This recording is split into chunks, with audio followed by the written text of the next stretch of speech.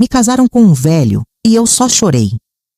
Nasci numa manhã de sol escaldante, em janeiro de 1953, no pequeno povoado de Araripe, na divisa de Exu com o Ceará. Terra de Luiz Gonzaga, de canções que contam histórias como a minha. Maria das Dores, este foi o nome que me deram, talvez já antevendo meu destino. Nossa casa de taipa ficava ao final de uma estrada de barro vermelho, com um alpendre onde meu pai pendurava o chapéu quando voltava da roça. Éramos 7 ao todo. Meus pais, eu, 3 irmãos e 2 irmãs. O chão era de terra batida, as paredes irregulares cobertas por uma camada de cal que minha mãe renovava antes das festas de fim de ano, dando um ar de limpeza e dignidade àquela pobreza honesta. Na época das chuvas, a água entrava por pequenas frestas no telhado de palha. Minha mãe distribuía panelas e bacias pela casa, criando uma sinfonia metálica que embalava nossos sonhos. No período da seca, o pó se acumulava em tudo, criando uma fina camada avermelhada sobre nossas vidas. Meu pai, Severino, era um homem calado, de mãos calejadas e olhar distante. Trabalhava na terra dos outros, sonhando com o dia em que teria seu próprio pedaço de chão. Nunca falava de sonhos, mas eu o via olhando para o horizonte com aquela expressão de quem busca algo além das montanhas. Minha mãe, Josefa, era o oposto, falante, animada, sempre inventando histórias para nos distrair da fome e das dificuldades. Foi dela que herdei o gosto pelas palavras. À noite, sob a luz fraca de um lampião, ela pegava um graveto e desenhava letras no chão. Isso é um A, Maria. A de água, de amor, de amanhã. E assim fui aprendendo letra por letra a ler o mundo. Aos 7 anos, foi matriculada na única escola do povoado. Era uma sala improvisada na casa paroquial, onde Dona Sebastiana ensinava crianças de todas as idades.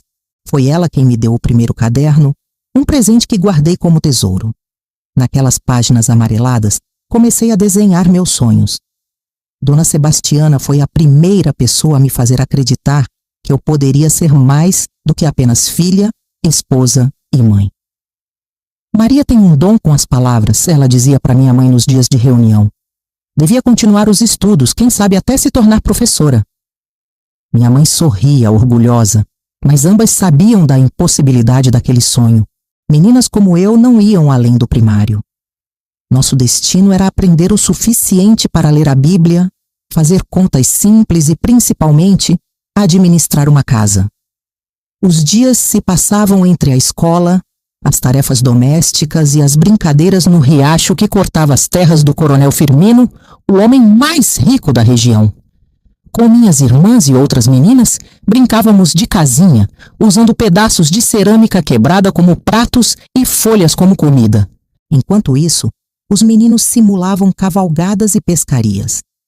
Já éramos treinados desde cedo para os papéis que a sociedade nos reservava. Aos domingos, íamos à missa na igrejinha branca do povoado. Era o único momento em que todas as famílias se reuniam. As mulheres de um lado, os homens do outro. Depois da celebração, ficávamos na praça, onde os mais velhos conversavam sobre política, colheita e o preço do algodão, enquanto nós, crianças, corríamos livres por algumas horas. Foi num desses domingos que ouvi pela primeira vez um sanfoneiro tocar Asa Branca. A melodia me atravessou como uma flecha, e as lágrimas vieram sem que eu entendesse o porquê. Talvez fosse um pressentimento do que estava por vir, ou apenas a conexão profunda com aquela terra sofrida, mas cheia de beleza, que o rei do Baião tão bem cantava. O tempo da infância passou rápido, como a água que escorre entre os dedos. Aos 12 anos, já era considerada uma mocinha. E minha mãe começou a me ensinar os segredos de uma boa esposa. Como fazer o feijão render mais em tempos de escassez, como tirar manchas das roupas usando limão, como adivinhar se uma criança nasceria menino ou menina pelo formato da barriga. Aprenda bem, Maria, porque é isso que vai garantir seu lugar no mundo, dizia ela, enquanto me mostrava como fazer renda de bilro nas tardes de domingo. Eu aprendia tudo com atenção, mas à noite escondida sob o lençol remendado, abria meu caderno da escola e escrevia pequenos poemas sobre pássaros que voavam para longe, sobre rios que corriam para o mar, sobre estrelas que brilhavam em universos distantes. Eram meus pequenos atos de rebeldia, minha forma de dizer que, mesmo aceitando meu destino, tinha dentro de mim algo que não podia ser domesticado. Aos 14 anos, tive que deixar a escola. Não havia segundo grau em nosso povoado, e minha ajuda era necessária em casa. Minha mãe engravidara novamente aos 40 anos, uma gravidez difícil que a deixava acamada por dias. Assumi então muitas de suas tarefas: lavar roupa no riacho, cozinhar para a família, cuidar dos irmãos mais novos. A menina que sonhava com livros e palavras foi lentamente se transformando numa jovem mulher do sertão, de mãos ásperas e olhar baixo. Mas nas noites de lua cheia, quando todos dormiam, eu ainda me sentava no batente da porta e olhava para o céu, imaginando como seria o mundo além daquelas serras.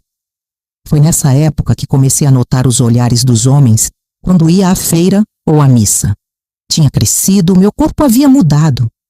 Minha mãe percebeu também e começou a falar mais abertamente sobre o que ela chamava de o destino das mulheres.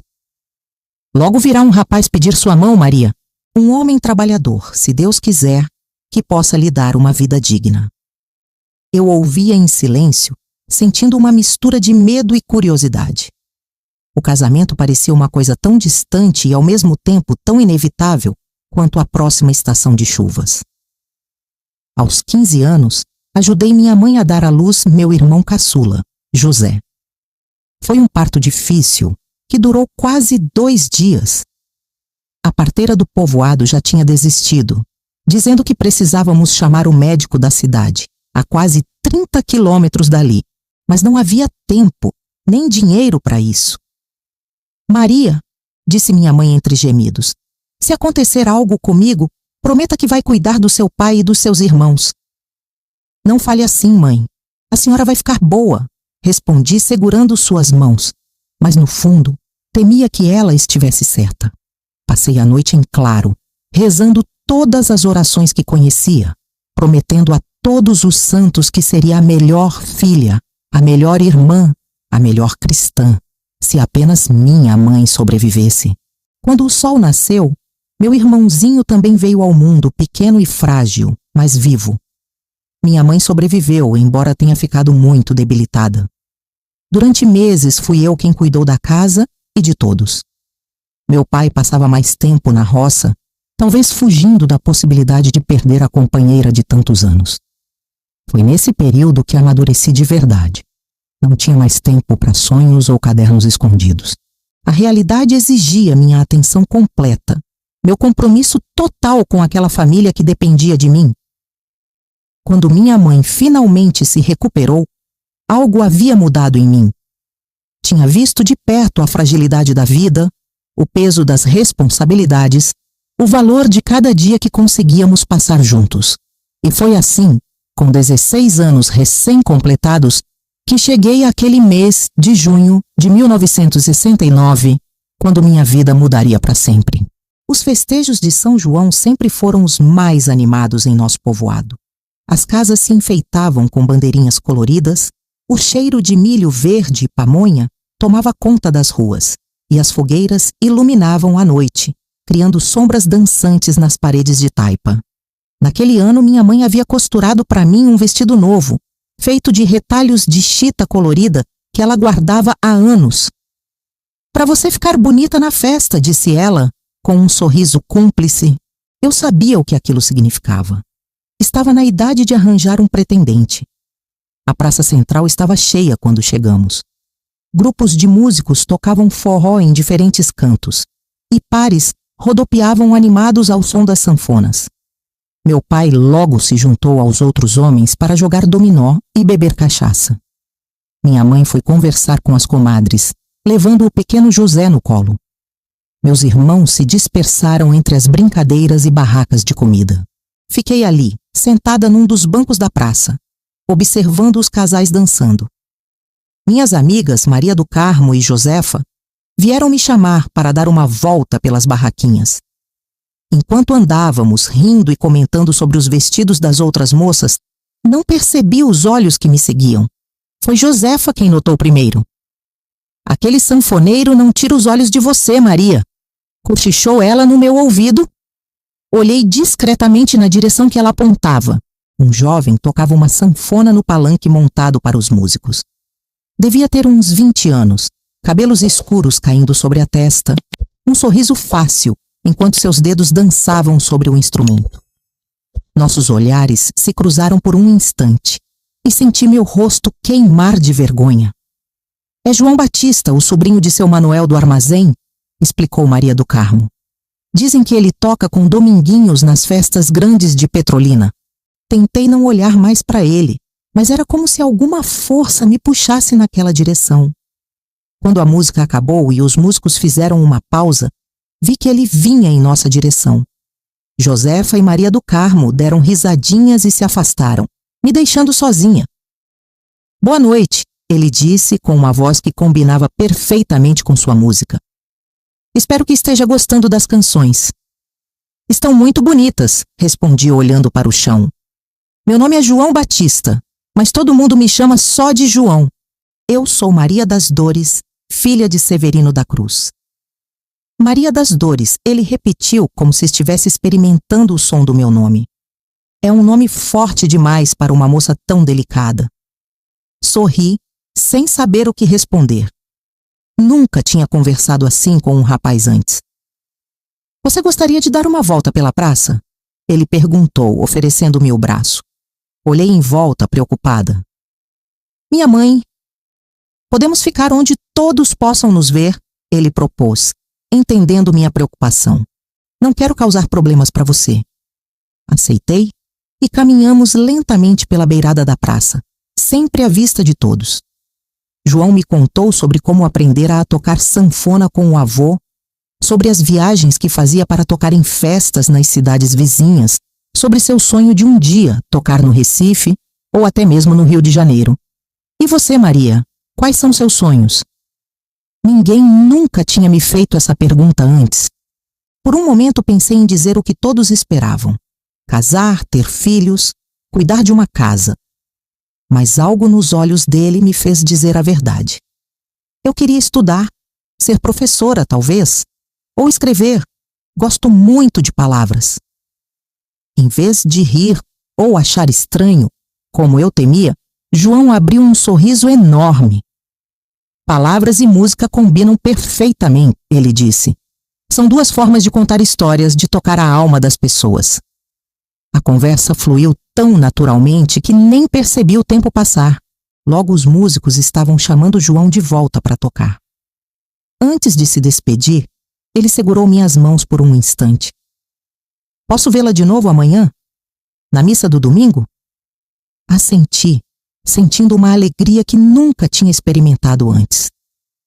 Voltei para junto da minha família, com a sensação de que algo importante havia acontecido, como se uma porta tivesse se aberto para um mundo novo. No domingo, acordei antes do amanhecer. Vesti meu melhor vestido, aquele guardado para ocasiões especiais, e penteei meus cabelos com cuidado. Minha mãe notou a mudança, mas não disse nada. Apenas sorriu como quem entende os segredos do coração de uma filha. Na igreja, João estava lá, sentado entre os homens do outro lado da nave. Durante toda a missa, senti seu olhar sobre mim como uma carícia invisível. Quando a celebração terminou, ele me esperava na porta. Bom dia, Maria das Dores. Você está ainda mais bonita à luz do dia? Corei novamente, mas desta vez consegui olhar diretamente nos olhos dele. Eram olhos castanhos, profundos, que pareciam ver além do que eu mostrava ao mundo. Você vai ficar mais tempo no povoado? Perguntei. Uma semana, talvez um pouco mais. Meu tio está doente, vim ajudar no armazém. Caminhamos juntos até a praça, onde as famílias se reuniam após a missa. João me apresentou a seu tio, seu Manuel, que me cumprimentou com respeito. Meu pai observava de longe, com uma expressão que mesclava curiosidade e preocupação. Naquela tarde, João veio até nossa casa, formalmente, pedir permissão a meu pai para me fazer a corte. Era um gesto tradicional, respeitoso, que agradou a meus pais. Meu pai, depois de algumas perguntas sobre a família e as intenções de João, concedeu sua autorização com a condição de que nunca ficássemos sozinhos.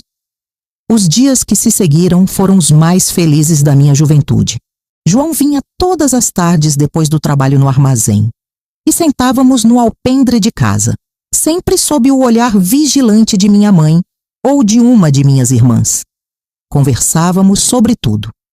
Os livros que eu tinha lido na escola, as cidades que ele conhecera em suas viagens, nossos sonhos para o futuro.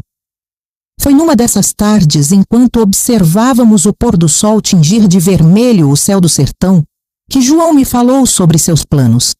Estou juntando dinheiro para ir para Recife, ele disse, em voz baixa para que só eu ouvisse. Tenho um amigo que toca num conjunto lá, disse que pode me apresentar a pessoas importantes. Senti um aperto no peito ao pensar que ele iria embora. Quando você vai? Perguntei, tentando esconder a tristeza na voz. João pegou minha mão discretamente, aproveitando que minha mãe havia entrado por um momento para buscar café. Só irei se você for comigo, Maria. Olhei para ele, surpresa. Como assim? Quero que você venha comigo para Recife. Podemos nos casar lá. Você poderia estudar, realizar seu sonho, e eu trabalharia durante o dia e tocaria à noite, até conseguir viver só de música. A proposta era ao mesmo tempo assustadora e maravilhosa. Deixar minha família, meu povoado, tudo o que conhecia, para seguir um sonho que até então parecia impossível. Meus pais nunca permitiriam, falei, sentindo o peso da realidade sobre aquela fantasia. Então teríamos que fugir, ele respondeu apertando minha mão. Sei que é muito pedir, mas penso em você dia e noite, Maria. Nunca senti por ninguém o que sinto por você. Antes que eu pudesse responder, minha mãe voltou com o café e tivemos que mudar de assunto. Mas as palavras de João ficaram ecoando em minha mente. Nas semanas seguintes, João estendeu sua estadia no povoado, inventando desculpas para não voltar à Petrolina. A cada encontro, ele falava mais sobre Recife, sobre como seria nossa vida lá. Aos poucos fui me deixando convencer. A ideia de uma vida diferente, onde pudesse estudar, onde pudesse ser mais do que apenas uma esposa e mãe, começou a criar raízes em meu coração. Uma tarde, quando estávamos na beira do riacho, acompanhados por minha irmã caçula, que João subornara com doces para nos dar alguns minutos a sós, ele me beijou pela primeira vez. Foi um beijo rápido, quase um roçar de lábios, mas suficiente para me fazer tremer da cabeça aos pés. Eu te amo, Maria das Dores, ele sussurrou, e vou te amar até o fim dos meus dias. Também te amo, respondi, e era verdade. Em apenas 2 meses, aquele rapaz de olhar sonhador havia conquistado meu coração inexperiente. Foi então que fizemos nossos planos. João tinha guardado dinheiro suficiente para as passagens de ônibus e para alugar um quarto simples em Recife. Iríamos no fim de agosto, quando haveria uma festa em Ouricuri e muitas pessoas estariam viajando, o que tornaria nossa fuga menos notável. Nos encontraremos à meia-noite na Capela Velha, no caminho para Bodocó, disse ele. De lá, caminharemos até a estrada principal e pegaremos o primeiro ônibus para Salgueiro e depois outro para Recife.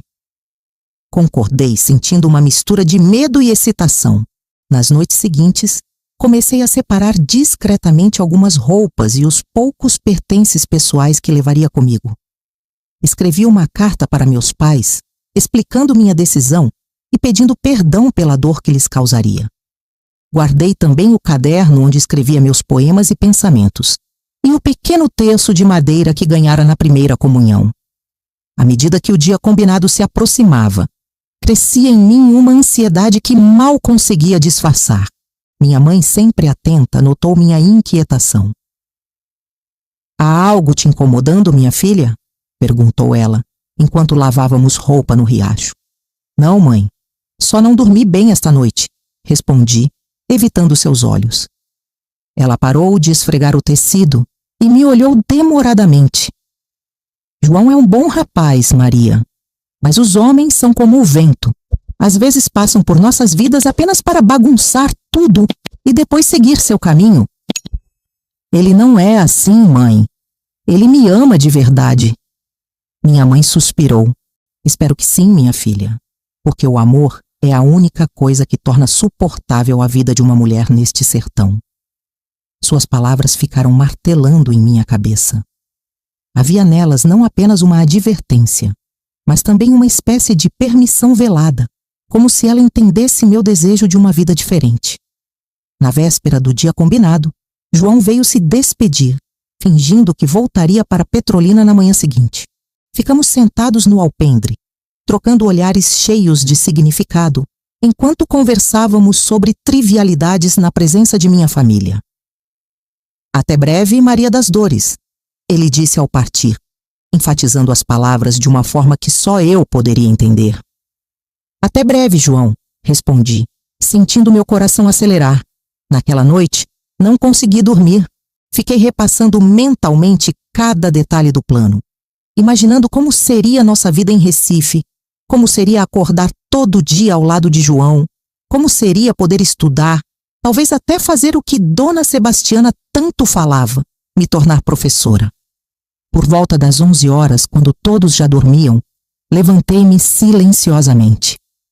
Vesti o vestido de chita que minha mãe havia feito para o São João, coloquei num saco de pano as poucas coisas que levaria e deixei a carta sobre meu travesseiro. Estava prestes a sair pela porta dos fundos, quando ouvi um gemido vindo do quarto de meus pais. Era meu irmãozinho José, que dormia num pequeno berço ao lado da cama deles. Logo, o gemido se transformou num choro e então em gritos de dor. Fiquei paralisada, dividida entre meu plano de fuga e a preocupação com meu irmão. Os gritos aumentaram e logo minha mãe estava de pé, acendendo o lampião, um olhar de pânico no rosto. Maria, graças a Deus você está acordada. O José está queimando de febre. Coloquei meu saco de pano atrás da porta e corri para ajudar. Meu irmãozinho, de apenas 1 ano, ardia em febre e seu pequeno corpo convulsionava. Meu pai levantou-se rapidamente, correndo para chamar o curandeiro do povoado, já que não havia médico nas proximidades. Passei as horas seguintes ajudando minha mãe a tentar baixar a febre de José. Esfregávamos seu corpinho com panos molhados em água fria.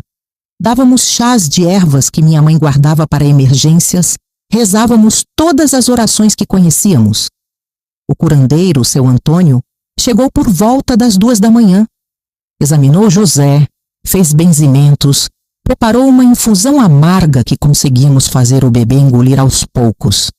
É febre do mal, disse ele em sua sabedoria antiga. Mas este menino é forte, vai resistir. Enquanto lutávamos pela vida de José, esqueci completamente do encontro com João. Foi só quando a febre finalmente cedeu, já próximo do amanhecer, que me lembrei. Um desespero me tomou ao perceber que tinha perdido a hora, que João devia ter esperado em vão na Capela Velha, que talvez ele tivesse partido sem mim, pensando que eu tinha desistido. Mas não podia deixar minha família naquele momento. José ainda estava frágil, minha mãe exausta após a noite em claro. Que tipo de pessoa eu seria se abandonasse meu irmãozinho entre a vida e a morte, se deixasse minha mãe lidar sozinha com aquela situação? O dia raiou, e com ele veio a certeza de que João havia partido. Nossa chance tinha se perdido. Enquanto balançava José em meus braços, lágrimas silenciosas escorriam pelo meu rosto, não apenas pelo amor que se foi, mas também pelo futuro que eu tinha vislumbrado e que agora parecia impossível de alcançar. Nos dias seguintes, esperei por algum sinal de João.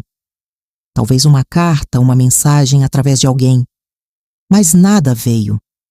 Era como se ele tivesse desaparecido completamente da minha vida, levando consigo todos os meus sonhos. José se recuperou lentamente. Minha mãe dizia que tinha sido um milagre, que São Francisco tinha ouvido nossas preces. Eu me perguntava se não tinha sido também uma intervenção divina para me impedir de cometer o que, aos olhos de todos, seria uma loucura. Semanas depois, quando já tinha perdido a esperança de ter notícias de João, uma senhora que voltava de Petrolina me trouxe um recado. Encontrei com João Batista, o sanfoneiro, na feira, ela disse. Ele me pediu para lhe dizer que entende o que aconteceu, que não guarda mágoa e que ainda tem esperança de um dia vocês se reencontrarem. Aquelas palavras me deram um pequeno conforto. João não tinha me odiado por não aparecer. Ele entendia. Talvez um dia o destino nos reunisse novamente, mas o destino, como logo descobriria, tinha outros planos para mim. O mês de outubro chegou com ventos secos e a promessa distante de chuvas que só viriam em dezembro se viessem. A colheita daquele ano tinha sido magra e muitas famílias já começavam a falar em mandar os filhos mais velhos para São Paulo, em busca de trabalho nas fábricas.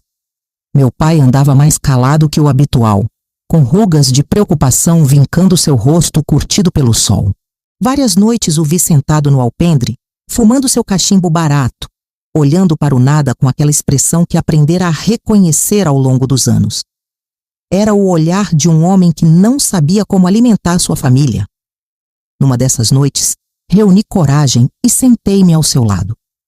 Ficamos em silêncio por um tempo, apenas sentindo a brisa noturna que trazia algum alívio após o calor sufocante do dia. Pai, se o senhor quiser, posso procurar trabalho na cidade, falei por fim. Dizem que a fábrica de tecidos em Juazeiro está contratando moças. Meu pai deu uma longa tragada no cachimbo antes de responder. Não é lugar para uma moça direita, Maria. Essas fábricas, histórias que a gente ouve. Mas poderíamos usar o dinheiro e eu seria cuidadosa. Não daria motivos para falarem de mim. Ele me olhou com um misto de orgulho e tristeza. Você é uma boa filha, Maria. Sempre foi. Mas não se preocupe. Deus vai abrir um caminho. Não insisti mais naquela noite, mas a ideia de ajudar financeiramente minha família não saía da minha cabeça. Talvez fosse uma forma de compensar a dor que quase lhes causei ao planejar fugir com João. Uma semana depois, meu pai chegou em casa mais cedo que o habitual. Vinha acompanhado de seu José Bezerra, um dos homens mais ricos do município. Seu Zé, como era conhecido, tinha quase 60 anos e era proprietário de várias terras na região, incluindo a fazenda onde meu pai trabalhava como meeiro. Viúvo há 5 anos, seu Zé era conhecido por seu temperamento difícil e seu jeito autoritário. Muitas histórias circulavam sobre como tratava seus empregados, sobre as armas que colecionava, sobre como tinha enriquecido de forma duvidosa durante os anos da ditadura militar, que começara havia poucos anos. Maria, traga café para a visita, ordenou meu pai, com uma formalidade incomum na voz. Obedeci rapidamente, sentindo os olhos de seu Zé me seguirem, enquanto eu servia o café no alpendre. Ele agradeceu com um aceno de cabeça, seus olhos pequenos e escuros, analisando cada movimento meu. Senti um arrepio de desconforto, mas atribuí a reverência natural que sentíamos pelos poucos homens ricos da região. Após o café, meu pai pediu que eu me retirasse para dentro de casa. Antes de entrar, porém, ouvi seu Zé comentar. Uma bela moça, Severino. Seria uma ótima esposa. Um peso instalou-se no meu estômago ao ouvir aquelas palavras. Não era incomum que homens mais velhos e estabelecidos procurassem esposas jovens, especialmente entre as famílias mais pobres. Era uma espécie de acordo tácito. O homem ganhava uma companheira jovem para seus últimos anos, e a família da moça ganhava segurança financeira e prestígio social. Durante o jantar, meu pai evitou meu olhar. Comeu em silêncio, respondendo apenas com monossílabos às perguntas de minha mãe sobre o trabalho. Antes de se recolher, porém, chamou minha mãe para uma conversa no quintal. Do interior da casa, pude vê-los gesticulando intensamente, minha mãe balançando a cabeça em negativa várias vezes. Naquela noite, praticamente não dormi. Um medo indefinido apertava meu peito, como se algo importante estivesse prestes a mudar em minha vida. Na manhã seguinte, Enquanto ajudava minha mãe a preparar o café, ela me olhou com olhos marejados. Maria, minha filha, seu pai quer falar com você depois do café. É sobre seu Zé, não é? Perguntei, já sabendo essa resposta. Minha mãe apenas assentiu, incapaz de dizer mais. Depois que meus irmãos saíram para suas tarefas e meu pai terminou sua refeição, ele me chamou para sentar-se com ele no quintal, sob a sombra de uma velha mangueira que, apesar da seca, teimava em se manter verde. Maria, você já tem 17 anos. Está na idade de casar. Ele começou olhando para suas mãos calejadas em vez de para mim. Sim, pai. Seu Zé Bezerra é um homem respeitado na região. Tem terras, gado, uma casa de alvenaria na cidade. Não passaria fome ou necessidade sendo esposa dele. Senti o sangue gelar em minhas veias. Pai, o senhor está me dizendo que seu Zé quer se casar comigo? Meu pai finalmente levantou os olhos. É mais que isso, Maria. Já está acertado. Como assim acertado? Perguntei, minha voz subindo uma oitava. Seu Zé concordou em perdoar todas as dívidas que tenho com ele se você aceitar ser sua esposa. Também prometeu um emprego melhor para mim, como capataz da fazenda principal. E disse que ajudará seus irmãos a conseguirem estudos, se quiserem. Senti como se o mundo girasse ao meu redor. A proposta, na verdade, era uma sentença. Eu seria trocada pelo bem-estar financeiro da minha família. Pai, eu não o amo. Ele tem idade para ser meu pai, talvez até meu avô. O amor vem com o tempo, filha. Sua mãe e eu também mal nos conhecíamos quando casamos. Além disso, não estamos em posição de recusar. Se eu não pagar o que devo a seu Zé até o fim do ano, perderemos tudo o que plantamos, talvez até nossa casa. Quanto tempo tenho para decidir? Perguntei, já sabendo que não tinha realmente uma escolha. Seu Zé virá no domingo para o almoço. Espera levar sua resposta nesse dia? Levantei-me em silêncio e voltei para dentro de casa. Minha mãe me esperava na cozinha, seus olhos vermelhos de tanto chorar. Eu tentei convencer seu pai, Maria. Disse que arranjaríamos outro jeito, que poderíamos vender as cabras, que eu poderia trabalhar lavando roupa para as famílias da cidade. Mas ele disse que a dívida é grande demais. Abracei minha mãe, sentindo seu corpo frágil tremer com os soluços contidos. Está tudo bem, mãe. Eu entendo. Nos dias que se seguiram, vaguei pela casa como um fantasma, realizando mecanicamente minhas tarefas, tentando imaginar como seria minha vida como esposa de seu Zé. Tentei me lembrar de tudo o que havia ouvido sobre ele. Era um homem rígido, religioso à sua maneira, que frequentava a missa aos domingos, mas tratava os empregados com dureza durante a semana. Sua primeira esposa, Dona Eulália, tinha sido uma mulher quieta e submissa, que raramente aparecia em público nos últimos anos de vida. Diziam que havia morrido de desgosto, aquela doença misteriosa que acometia mulheres infelizes demais para continuar vivendo, mas resignadas demais para tirar a própria vida. Pensei em João, em nossos sonhos de uma vida em Recife, em como tudo poderia ter sido diferente se meu irmão não tivesse adoecido naquela noite fatídica. Por um momento, cogitei fugir sozinha, ir para a capital, procurar trabalho como doméstica, qualquer coisa que me livrasse daquele destino.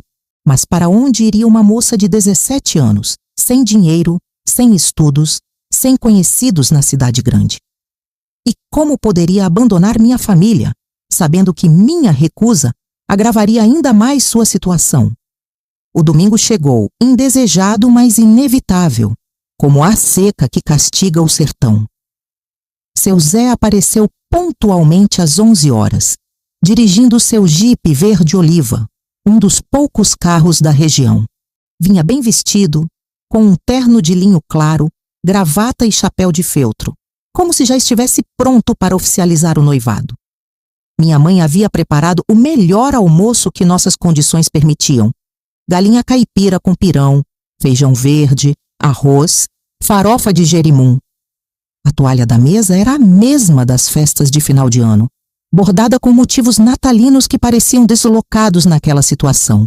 Durante o almoço, seu Zé falou sobre sua fazenda, sobre os planos de expandir a criação de gado, sobre a casa na cidade que estava sendo reformada para receber uma nova dona. Falava comigo como se estivesse discutindo uma transação comercial, sem qualquer menção a sentimentos ou afinidades. Após a refeição, ele pediu para ficar a sós comigo no alpendre. Com relutância, meus pais nos deixaram, não sem antes meu pai lançar um olhar severo que me lembrava da importância daquela conversa. Seu Zé sentou-se na cadeira de balanço, oferecendo-me o banco ao seu lado. De perto, notei as rugas profundas em seu rosto, as mãos manchadas pela idade, o cheiro forte de loção pós-barba misturado com tabaco. Maria das Dores, seu pai já deve ter lhe falado sobre minha proposta. Ele começou, sua voz grave e pausada. Sim, senhor. Tenho observado você há algum tempo. É uma moça prendada, respeitosa, de boa família. Seria uma ótima companheira para meus últimos anos. Engoli em seco, tentando não demonstrar o desconforto que aquelas palavras me causavam. Seu pai está em uma situação difícil, Maria. As secas dos últimos anos, as pragas que atacaram a plantação, só um milagre ou minha ajuda podem salvá-lo da ruína completa. Eu sei, seu Zé. Meu pai me explicou. Então também sabe que esta é uma oportunidade única para sua família. E para você também. Como minha esposa, nunca lhe faltará nada. Terá uma casa confortável, empregadas, roupas novas.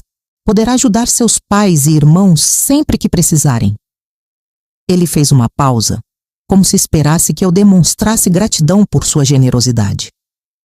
Mantive-me em silêncio, olhando para as mãos que apertavam nervosamente o tecido do vestido. Não espero que me ame agora, Maria. Sei que sou velho demais para despertar paixão em uma jovem como você. Mas prometo tratá-la com respeito, dar-lhe uma vida digna. E quem sabe, com o tempo, algum afeto possa nascer entre nós. Levantei os olhos, encontrando seu olhar firme e determinado. Não havia nele a suavidade que via nos olhos de João, nem o brilho de sonhos compartilhados. Era o olhar de um homem acostumado a conseguir o que queria, a dar ordens e ser obedecido. E se eu disser não? Perguntei em um último lampejo de rebeldia. O semblante de seu Zé endureceu. Seria uma decisão imprudente, minha jovem. Seu pai perderia tudo o que construiu. Sua família provavelmente teria que deixar estas terras, tentar a sorte em outro lugar, talvez até se juntar às levas de retirantes que vão para São Paulo. Ele fez uma pausa calculada antes de continuar. Além disso, sou um homem respeitado na região. Tenho amigos influentes. Seria muito difícil para seu pai encontrar trabalho por aqui depois de me desagradar. A ameaça velada estava clara. Ou eu aceitava o casamento, ou minha família sofreria as consequências de minha recusa. Quando seria o casamento? Perguntei já resignada. Antes do Natal seria ideal. Dá tempo de prepararmos tudo adequadamente. E começaríamos o novo ano já como marido e mulher. 3 meses. Era o tempo que me restava de liberdade. Aceito. Disse simplesmente, sentindo uma parte de mim morrer com aquelas palavras. Seu Zé abriu um sorriso satisfeito. Fez a escolha certa, Maria. Não se arrependerá. Ele chamou meus pais de volta e, na presença deles, formalizou o pedido de casamento, como se minha aceitação prévia tivesse sido apenas uma formalidade. Meu pai mostrava um alívio visível, como se um grande peso tivesse sido tirado de seus ombros. Minha mãe tentava sorrir, mas seus olhos revelavam a tristeza que sentia. Quando seu Zé finalmente partiu, a casa mergulhou num silêncio pesado, carregado de emoções não ditas. Naquela noite, deitada em minha esteira no quarto que dividia com minhas irmãs, permiti-me chorar silenciosamente, as lágrimas molhando o travesseiro, enquanto eu me despedia de todos os sonhos que tinha acalentado. As semanas seguintes passaram em um borrão de preparativos. Seu Zé enviou tecidos finos da cidade para que minha mãe e uma costureira local confeccionassem meu vestido de noiva. Também mandou convites impressos para todas as famílias importantes da região e contratou um conjunto musical de Petrolina para tocar na festa. O casamento seria na igreja matriz da cidade, celebrado pelo padre Cícero, seguido de uma recepção na casa grande da fazenda principal de seu Zé. Seria o evento social do ano, comentado por todos como o conto de fadas da moça pobre que se casou com o fazendeiro rico. Somente minha mãe percebia o vazio em meus olhos, a tristeza que eu tentava esconder sob um sorriso forçado. À noite, quando estávamos sozinhas preparando o enxoval, ela tentava me consolar. Talvez não seja tão ruim, minha filha. Seu Zé já está velho, não viverá para sempre. E depois você estará livre, com uma boa situação financeira, podendo fazer o que quiser da vida. É pecado desejar a morte do próprio marido, mãe, respondi, sem conseguir evitar um sorriso amargo. Não é desejar a morte, é apenas reconhecer o curso natural da vida, ela corrigiu. O importante é que você seja uma boa esposa enquanto durar o casamento. É o seu dever cristão. Na semana anterior ao casamento, recebi uma visita inesperada. Era Josefa, minha amiga de infância, que havia se mudado para Bodocó 2 anos antes. Vim assim que soube, ela disse enquanto caminhávamos pelo quintal, longe dos ouvidos de minha família. É verdade que vai se casar com seu Zé Bezerra? É verdade, confirmei. Será no próximo sábado. Josefa segurou minhas mãos entre as suas. Maria, você não precisa fazer isso. Pode vir comigo para Bodocó. Meu tio tem uma vendinha lá, sempre precisa de ajuda. Não pagaria muito, mas daria para você se sustentar até encontrar algo melhor. Por um instante, a possibilidade de escape fez meu coração acelerar. Mas logo, a realidade voltou a pesar sobre meus ombros. Não posso, Josefa. Minha família depende deste casamento. Meu pai deve muito a seu Zé e este foi o acordo. Mas é sua vida, Maria. Não pode se sacrificar assim. Já está decidido, falei, com uma firmeza que não sentia realmente. Agradeço sua preocupação, mas peço que respeite minha decisão. Josefa me abraçou, lágrimas escorrendo por seu rosto. Estarei no casamento então para apoiá-la. E se um dia precisar de ajuda, qualquer ajuda, saiba que pode contar comigo. Na véspera do casamento, enquanto todos dormiam, saí silenciosamente de casa e caminhei até o riacho onde João e eu costumávamos conversar. A lua cheia iluminava o caminho e o silêncio da noite era quebrado apenas pelo cantar dos grilos e pelo ocasional pio de uma coruja. Sentei-me numa pedra à beira d'água, deixando que as memórias daqueles dias felizes me envolvessem uma última vez. Lembrei de João tocando sanfona, de suas histórias sobre Recife, de seus planos para nosso futuro juntos. Lembrei do nosso primeiro e único beijo, da promessa de um reencontro que nunca aconteceu. Perdoe-me, João, sussurrei para a noite. Espero que você encontre alguém que possa seguir seus sonhos ao seu lado. Tirei de dentro do vestido o pequeno caderno onde escrevia meus poemas e pensamentos. Folheei-o lentamente, relendo frases escritas com tanta esperança, sonhos registrados com tanta certeza.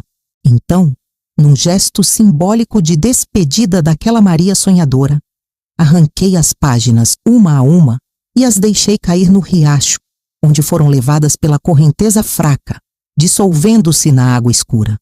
A Maria que se casaria no dia seguinte seria outra, uma mulher prática, resignada, que cumpriria seu dever para com a família, que seria uma esposa obediente e respeitosa, que enterraria seus sonhos e desejos sob camadas de responsabilidade e sacrifício.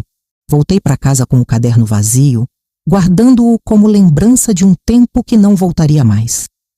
O dia do casamento amanheceu claro e quente, como a maioria dos dias no sertão. Minha mãe e minhas irmãs me ajudaram a me arrumar, vestindo o longo vestido branco de renda e cetim, arrumando meus cabelos num coque elaborado, colocando o véu e a grinalda que seu Zé mandara buscar em Recife. Olhando-me no único espelho da casa, mal reconheci a jovem que me encarava de volta. Parecia mais velha, mais séria, como se o peso da decisão tivesse acelerado o tempo em meu rosto.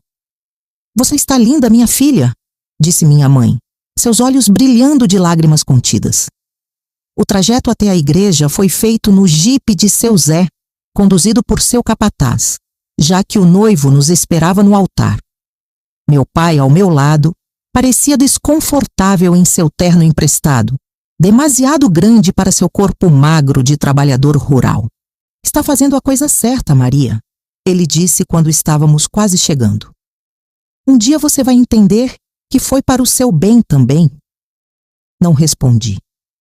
As palavras haviam me abandonado, assim como as lágrimas e os protestos. Restava apenas uma aceitação silenciosa do destino que me aguardava. A igreja estava lotada. De um lado, as famílias importantes da região, com suas roupas caras e seus olhares curiosos para a noiva tão jovem. Do outro, os mais humildes, incluindo minha família e alguns amigos, deslocados naquele ambiente formal, mas felizes por participarem de um evento tão importante. Procurei no mar de rostos por Josefa, encontrando-a apenas quando já caminhava pelo corredor central, de braço dado com meu pai. Ela me sorriu encorajadoramente, mas pude ver a tristeza em seus olhos. No altar, seu Zé me esperava, imponente em seu terno escuro, cabelos grisalhos bem penteados, um sorriso satisfeito no rosto. Ao seu lado, como padrinho, estava o prefeito da cidade, outro homem de idade avançada que me olhava com uma mistura de inveja e aprovação. A cerimônia foi breve, com o padre Cícero enfatizando meus deveres como esposa: obediência, fidelidade, submissão. Repeti os votos mecanicamente, como uma atriz recitando falas que não compreende completamente. Eu vos declaro marido e mulher, anunciou o padre. O que Deus uniu, o homem não separe. Seu Zé levantou meu véu e depositou um beijo seco em meus lábios, seu primeiro gesto como meu marido. Senti o cheiro forte de sua loção pós-barba, a aspereza de sua barba recém-feita contra minha pele, e reprimi um estremecimento. A recepção na fazenda foi grandiosa, com comida abundante, música ao vivo e decoração elegante. Circulei entre os convidados como uma sombra, sorrindo automaticamente, agradecendo felicitações que soavam como condolências aos meus ouvidos. Quando a festa já ia avançada e muitos convidados começavam a se retirar, seu Zé me conduziu para longe da aglomeração, em direção à casa grande. Está na hora de nos recolhermos, esposa, ele disse, sua voz carregada de uma expectativa que fez meu estômago revirar. Despedi-me rapidamente de meus pais e irmãos que retornariam para casa naquela noite. Minha mãe me abraçou longamente, sussurrando em meu ouvido: coragem, minha filha. Deus nunca nos dá um fardo maior do que podemos carregar. O quarto principal da casa grande era espaçoso e luxuoso comparado ao que eu estava acostumada. Uma cama de casal dominava o centro, coberta por lençóis brancos bordados à mão. Um crucifixo pendia da parede acima da cabeceira, como se Jesus fosse testemunha silenciosa do que aconteceria ali. Vou lhe dar alguns minutos para se preparar, disse seu Zé, retirando-se para um cômodo adjacente. Tremendo, tirei o vestido de noiva e vesti a camisola branca que fazia parte do enxoval. Era fina demais para meu gosto, revelando mais do que ocultando as formas do meu corpo jovem. Sentei-me na beirada da cama, tentando controlar o pânico que crescia em meu peito. Minha mãe havia me explicado o que aconteceria em conversas embaraçadas nas semanas anteriores. É seu dever como esposa, ela repetia, e com o tempo se torna mais fácil. Quando seu Zé retornou, vestindo um robe de seda sobre o pijama, senti um nó na garganta. Ele se aproximou, sentando-se ao meu lado na cama, e passou os dedos pelo meu cabelo, agora solto sobre os ombros. Finalmente minha, ele murmurou, sua voz embargada. O que se seguiu foi tão mecânico quanto a cerimônia de casamento. Fechei os olhos e pensei em outras coisas. No riacho durante a estação das chuvas, nas histórias que minha mãe contava, nas canções que João tocava na sanfona. Meu corpo estava ali, cumprindo seu papel de esposa, mas minha mente vagava longe, procurando refúgio nas memórias de dias mais felizes. Quando tudo acabou e seu Zé adormeceu ao meu lado, permiti-me uma única lágrima que escorreu silenciosamente pelo meu rosto e se perdeu no travesseiro. Era a última lágrima que me permitiria derramar por aquilo que não poderia mudar. A partir daquele dia, seria Maria das Dores Bezerra, esposa de José Bezerra, senhora da Fazenda Bom Jesus. O resto, meus sonhos, meus desejos, meu primeiro amor, seria enterrado tão fundo em meu coração que nem mesmo eu poderia encontrá-los facilmente. E assim começou minha vida de casada, numa mistura de resignação e dever, aguardando o momento em que talvez pudesse reencontrar a Maria que um dia fui. O tempo passou lentamente em meus primeiros anos como Maria das Dores Bezerra. Os dias se arrastavam como o sol pelo céu do sertão, implacável e constante. Tive 4 filhos com seu Zé: José, Antônio, Severina e Francisco. Eles foram minha luz nos dias mais escuros, minha razão para continuar quando tudo parecia sem sentido. 27 anos de casamento, de silêncios à mesa, de noites de dever cumprido, de orações pedindo força. 27 anos vendo meus filhos crescerem, estudarem, e isso seu Zé permitiu, pois queria que fossem doutores e aos poucos construírem suas próprias vidas, até que numa manhã de outubro de 1997, o inevitável aconteceu. Seu Zé não acordou. Partiu durante o sono, aos 87 anos, vítima de um ataque cardíaco fulminante. Não houve tempo para despedidas, para últimas palavras. Simplesmente se foi, deixando para trás uma viúva de 44 anos que não sabia se chorava de tristeza ou de um alívio culpado. O velório foi grandioso, como convinha a um homem de sua posição. A cidade inteira compareceu para prestar as últimas homenagens. Fiz meu papel de viúva enlutada com a dignidade que sempre mantive, recebendo condolências com a cabeça baixa e os olhos secos. Meus filhos, já adultos, permaneceram ao meu lado, tão sérios e compenetrados quanto o pai lhes ensinara a ser. Após o enterro e a leitura do testamento, veio a surpresa que ninguém esperava. Seu Zé, sempre tão controlador em vida, havia deixado tudo para mim. Não apenas uma parte, mas todas as propriedades, o dinheiro, os investimentos, uma fortuna considerável que me tornava de repente uma das mulheres mais ricas da região. Ele sempre dizia que a senhora foi a melhor decisão da vida dele, comentou o advogado ao entregar-me os documentos. Nos meses que se seguiram, descobri uma liberdade que jamais havia conhecido. Podia decidir sobre minha vida, sobre meus passos, sem precisar prestar contas a ninguém. Meus filhos haviam seguido seus caminhos. José e Antônio administravam parte dos negócios. Severina se casara com um médico de Recife e Francisco cursava direito na capital. Vendi algumas das propriedades, mantive outras e finalmente realizei um sonho antigo. Matriculei-me num curso supletivo para concluir os estudos interrompidos na adolescência. Aos 45 anos, sentei-me entre jovens que mal acreditavam na história da viúva rica que queria aprender. E foi através de uma colega de classe que recebi a notícia que mudaria novamente o curso da minha vida. Dona Maria, disse ela, meu tio tem uma loja de instrumentos musicais em Salgueiro. Outro dia, comentando sobre a senhora, ele me falou de um sanfoneiro que conhece, um tal de João Batista, que sempre pergunta por uma Maria das Dores de Exu. Meu coração quase parou ao ouvir aquele nome. João. Meu João, o rapaz dos olhos sonhadores, da sanfona triste, do beijo roubado à beira do riacho. Ele ainda pergunta por mim? Consegui balbuciar. Sim, senhora. Meu tio disse que ele nunca se casou. Toca em festas pela região, mas sempre volta para Salgueiro. Diz que está esperando alguém. Naquela noite, não consegui dormir. Memórias há tanto tempo enterradas voltaram à superfície, frescas como se tivessem acontecido na véspera.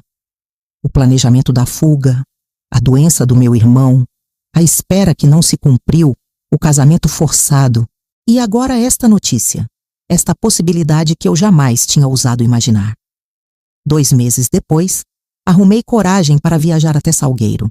coragem para viajar até Salgueiro. Disse a todos que ia resolver questões de negócios, mas na verdade só tinha um objetivo: encontrar João Batista, se ainda fosse possível. A loja de instrumentos ficava numa rua estreita, próxima à Praça Central. O dono, um senhor simpático de barba branca, arregalou os olhos quando me apresentei. Maria das Dores de Exu? A mesma que o João sempre menciona? Acredito que sim, respondi, sentindo o rosto queimar como se fosse novamente uma adolescente. Ele toca hoje à noite na festa de Santo Antônio, no distrito de Conceição das Crioulas. Se a senhora quiser, posso levá-la até lá. Aceitei a oferta, tentando conter a ansiedade que me dominava. Como seria João agora, após tantos anos? Teria ele mudado tanto quanto eu? Reconheceria em mim a jovem por quem se apaixonara? A festa era simples, típica do interior, com barraquinhas, procissão e muita música. Fiquei observando de longe quando João subiu ao pequeno palco montado na praça.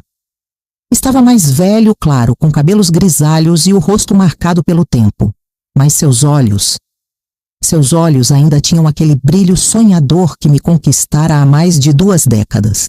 Quando começou a tocar Asa Branca, senti as lágrimas escorrerem livremente pelo meu rosto. Era nossa música, aquela que me fizera chorar a primeira vez que a ouvi, como um presságio de tudo que viria. Ao final da apresentação, criei coragem e me aproximei. Ele guardava a sanfona no estojo quando me viu. Ficou paralisado, como se tivesse visto um fantasma. Maria das Dores? Perguntou a voz embargada. João, respondi simplesmente. Ficamos ali, parados, olhando um para o outro, enquanto o mundo ao redor parecia desaparecer. Então, sem dizer mais nada, ele me abraçou, um abraço forte, desesperado, como se temesse que eu pudesse desvanecer se ele me soltasse. Esperei por você, ele sussurrou em meu ouvido. Todos esses anos. Eu sei, respondi. Sinto muito. Naquela noite, caminhamos pela praça deserta, colocando em dia décadas de vida separados. Contei-lhe sobre meu casamento, meus filhos, a morte de seu Zé. Ele me falou de suas andanças pelo Nordeste, dos amigos músicos, da carreira que nunca decolou completamente, mas que lhe dera uma vida digna. Nunca deixei de pensar em você, ele disse. Tentei te procurar algumas vezes, mas quando soube que tinha se casado com seu Zé, achei melhor me afastar. Não queria causar problemas. Fez bem, respondi. Na época não havia outra saída para mim. E agora? Ele perguntou, segurando minhas mãos entre as suas, calejadas de tanto tocar sanfona. Agora há uma saída, Maria. Olhei para nossos dedos entrelaçados, para o contraste entre minhas mãos cuidadas de viúva rica e as dele, ásperas de trabalhador. E vi ali a metáfora de nossas vidas, diferentes caminhos que, contra todas as probabilidades, voltavam a se cruzar. Agora somos livres, João. Pela primeira vez na vida, verdadeiramente livres. Nos meses seguintes, vivemos um romance tardio, porém intenso. João se mudou para uma pequena casa que comprei perto da minha. Não morávamos juntos. O respeito pelos meus filhos e pela memória ainda recente de seu Zé nos impedia. Mas passávamos todos os momentos possíveis na companhia um do outro. Recuperamos o tempo perdido com conversas até o amanhecer, passeios pela região, planos para o futuro que ainda tínhamos pela frente. João me ensinou a tocar algumas notas na sanfona. Eu o ensinei a apreciar os livros que finalmente tinha tempo para ler. Quando completei 50 anos, em 2003, recebi a notícia que mudaria novamente minha vida. O médico, com uma expressão grave, me informou que eu tinha um câncer avançado, com poucas chances de cura. Quanto tempo? Perguntei, surpreendentemente calma. 6 meses, talvez 1 ano com tratamento agressivo. Sinto muito, Dona Maria. Ao sair do consultório, em vez de desespero, senti uma estranha paz. Tinha vivido uma vida completa. Conheci o sacrifício, a resignação, a maternidade. e, finalmente, o amor verdadeiro. O que mais poderia pedir? Decidi não contar imediatamente para João nem para meus filhos. Primeiro, precisava organizar tudo, garantir que estariam todos amparados quando eu partisse. Dividi os bens entre meus filhos, guardando apenas o suficiente para viver confortavelmente meus últimos meses. Para João, separei uma quantia que lhe garantiria tranquilidade pelo resto da vida. Quando finalmente contei, 2 semanas depois, João se recusou a aceitar. Vamos procurar outros médicos, tratamentos experimentais, qualquer coisa, ele insistia desesperado. João, falei suavemente, segurando suas mãos. Já perdi tempo demais na vida. Não quero passar meus últimos meses em hospitais, sofrendo com tratamentos que apenas adiarão o inevitável. Quero viver o que me resta intensamente, ao seu lado. Ele chorou como uma criança, agarrado a mim como se pudesse me ancorar neste mundo pela força de seu abraço. Prometi a ele que lutaria, mas à minha maneira. Nas semanas seguintes, realizamos um desejo antigo. Viajamos para Recife, a cidade para onde tínhamos planejado fugir na juventude. Hospedamo-nos em um hotel à beira-mar e João me levou para conhecer todos os lugares que tinha mencionado naquelas conversas à beira do riacho. O Marco Zero, a Rua do Bom Jesus, o Paço Alfândega, o Teatro Santa Isabel. Uma noite, sentados na praia, observando as ondas sob o luar, João tirou do bolso uma pequena caixa. Sei que é tarde demais, Maria. Sei que o tempo nos foi roubado, mas mesmo assim, quero que seja minha esposa pelo tempo que nos restar.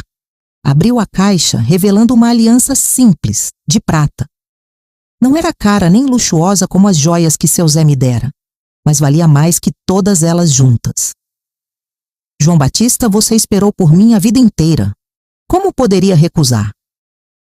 Casamo-nos 2 semanas depois, numa cerimônia simples na pequena capela da fazenda. Meus filhos, inicialmente relutantes, acabaram aceitando João em suas vidas ao perceberem a felicidade que ele me trazia. Severina, sempre a mais sensível, disse-me após a cerimônia: Mãe, nunca vi seus olhos brilharem assim. Devia ter conhecido João antes. Conheci, minha filha, respondi. Conheci no tempo certo, só não pude escolhê-lo naquela época. Os meses passaram e, surpreendentemente, minha saúde não piorou como os médicos previam. Pelo contrário, parecia que a felicidade adiava o progresso da doença. 1 ano se transformou em 2, depois em 3. Os médicos não entendiam como era possível. Foi quando, numa consulta de rotina, veio a revelação que mudou tudo. Havia sido um erro de diagnóstico. O que parecia um câncer terminal era, na verdade, uma condição benigna, tratável com medicação. A senhora tem muitos anos pela frente, Dona Maria, disse o médico, parecendo tão surpreso quanto eu. Quando contei a João, ele caiu de joelhos, agradecendo aos céus pela segunda chance que a vida nos dava. Não apenas tínhamos nos reencontrado após décadas separados, mas agora teríamos tempo para viver plenamente esse amor tardio. Hoje, aos 70 anos, olho para trás e vejo que minha vida foi como uma sanfona, com momentos de expansão e contração, com melodias tristes e alegres, com ritmos que só fazem sentido quando se ouve a música completa. Meus filhos seguiram seus caminhos. José e Antônio continuam administrando as propriedades que restaram. Severina me deu 3 netos maravilhosos. Francisco se tornou um advogado respeitado, defendendo causas sociais, algo que me enche de orgulho.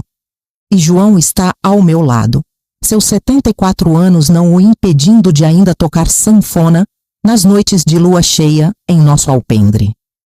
Seu cabelo agora é completamente branco, suas mãos mais lentas sobre o instrumento, mas seus olhos ainda têm aquele brilho sonhador que me conquistou há mais de 5 décadas. Nosso neto Joaquim, filho de Severina, herdou o talento musical do avô postiço. Aos 20 anos, gravou um CD de músicas regionais, muitas delas compostas por João. A primeira faixa do disco é uma canção que João escreveu para mim, chamada Maria das Dores, Maria das Flores. contando nossa história de amor interrompido e reencontrado. Às vezes, quando o sol se põe e o sertão se tinge de vermelho, João e eu sentamos no alpendre da pequena casa que construímos para nós, longe da sede da fazenda onde vivi com seu Zé. De mãos dadas, observamos a terra que tanto nos deu e tanto nos tirou. Valeu a pena esperar, Maria? Ele me pergunta de vez em quando, como se ainda não acreditasse em nossa sorte tardia. Cada minuto, João, respondo sempre. Cada minuto. E assim vivemos, dois velhos apaixonados, provando que o amor verdadeiro não tem idade, não tem tempo. Pode dormir por décadas, mas nunca morre. Como a asa branca de Luiz Gonzaga, pode voar para longe durante a seca, mas sempre retorna quando o perde dos olhos de esperança volta a brilhar. Essa é só uma parte da minha história. E agora eu quero saber de você. De onde você está me ouvindo? Me conta nos comentários.